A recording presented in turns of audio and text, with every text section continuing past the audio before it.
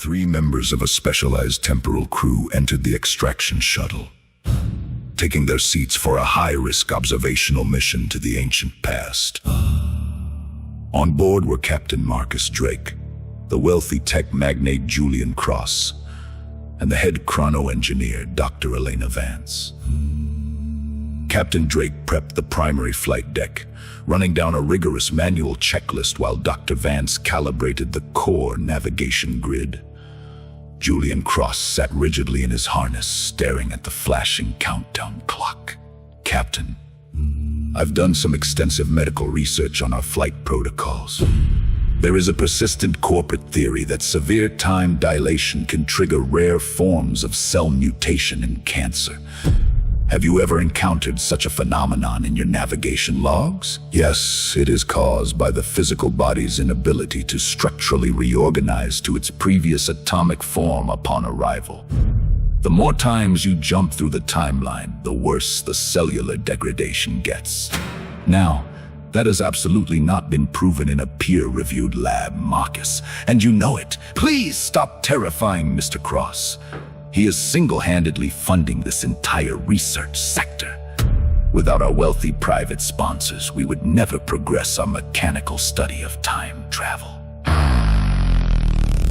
I am living proof of the data. Professor, I've made a dozen historical jumps so far, and I can tell you firsthand that there is something fundamentally wrong inside of me. Not to alarm you, Mr. Cross, just stating the facts, and the further back into the temporal matrix you go, the worse it gets. What is the absolute furthest point you have personally traveled back into the past, Captain? About a year. A year? You must be joking. We are traveling back thousands of years to witness the literal construction of the Great Pyramid of Giza. Are you entirely certain we will be safe? Oh, heck no. I don't think any of us will make it back alive. We have exceptional empirical evidence from our localized animal studies showing we will be perfectly fine.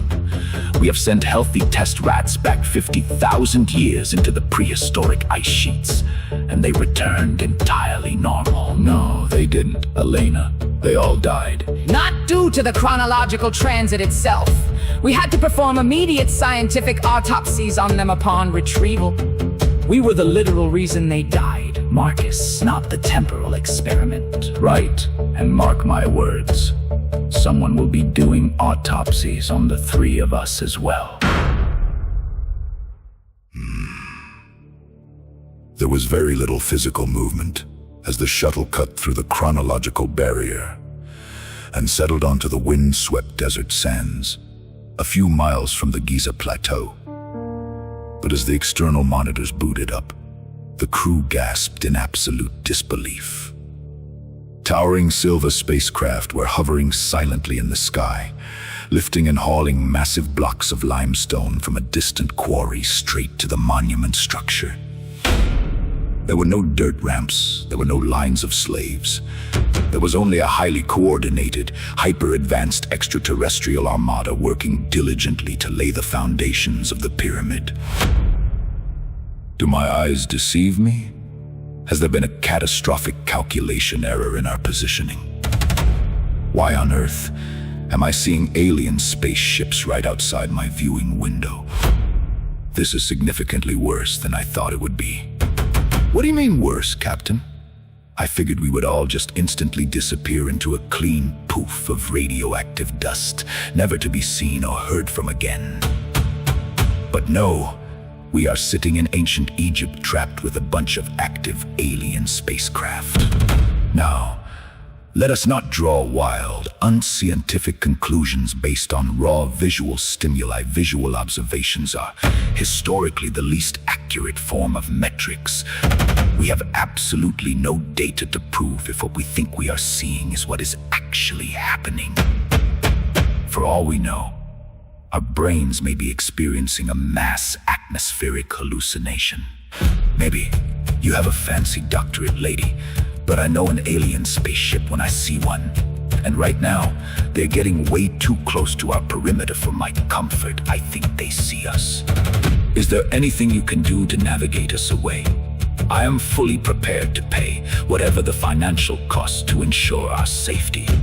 I explicitly told the logistics crew to pack us some high-powered defense weapons, but the board said that would add too much weight and that we wouldn't need them. Now we are totally screwed. Look at it. From a historical perspective, humanity has never definitively proven that intelligent alien life built the pyramids until this exact microsecond, and we have the proof. Julian, are you recording the secondary data feed? I believe we have just stumbled upon the most important scientific discovery of the century. I thought time travel was supposed to be the most important scientific discovery of the century. Suddenly, a massive alien freighter drifted drastically off course. The titanic metal hull struck the side of the temporal shuttle, crashing violently into the titanium framing and sending the computer's software cascading into a blind terminal glitch. The shuttle was violently hurled backward, not by human hands, but by a software error, throwing them 100 million years into the primeval past. Battered time shuttle slammed down into an open grass field, bordering a massive prehistoric rainforest and a stagnant, misty lake.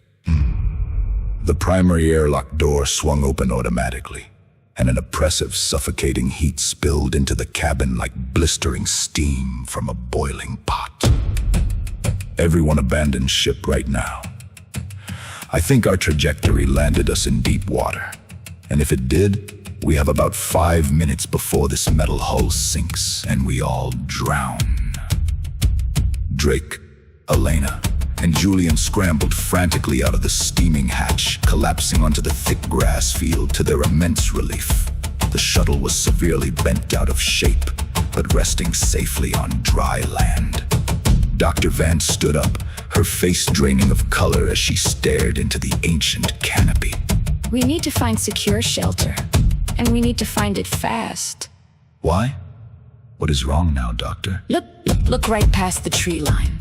That is a living Tyrannosaurus Rex. I recognize the skeletal posture from a textbook on apex dinosaurs. Well, holy buckets of crap if you aren't completely right. I told you guys back at the hangar we weren't gonna make it back alive. I didn't think this was exactly how it was gonna go down, but I did explicitly say we were all completely doomed. Yes, Captain. Please go ahead and pat yourself on your own back while we face extinction. We are all going to die in this swamp, but I would personally rather put that off for as long as humanly possible. I don't see anything out here that remotely resembles shelter. You are standing right next to a massive, reinforced metal box. Why not just get back inside the shuttle? It has to be at least 110 degrees out here in the open air, Elena. It will be twice that temperature within an hour inside that metal death box. I personally cannot stand the heat. I don't think any of us can stand it. Mr. Cross, perhaps our best option is to get into the water. Feel free to take a dip, Doctor, but I don't know what prehistoric monsters are living in that lake, and I would much rather take my chances out in the open with the T-Rex.